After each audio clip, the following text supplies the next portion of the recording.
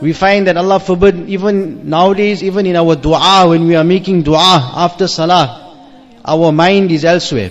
We are not even focusing on Allah subhanahu wa ta'ala when we are asking from Him. We are not even thinking, or we are not even sincerely asking from Allah subhanahu wa ta'ala, even when we are making dua.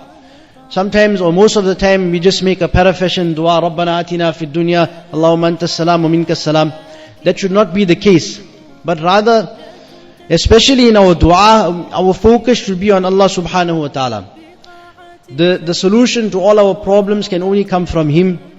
The way out of our difficulties can only come from Him.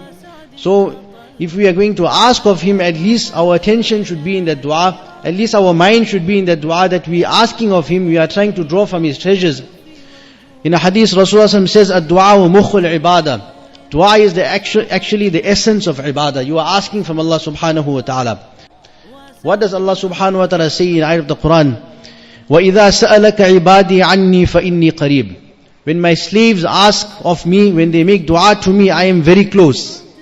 أُجِيبُ دَعْوَةَ الدَّاعِ إِذَا دَعَانِ. Allah subhanahu wa ta'ala Himself is saying, I respond to the dua of the person that makes dua.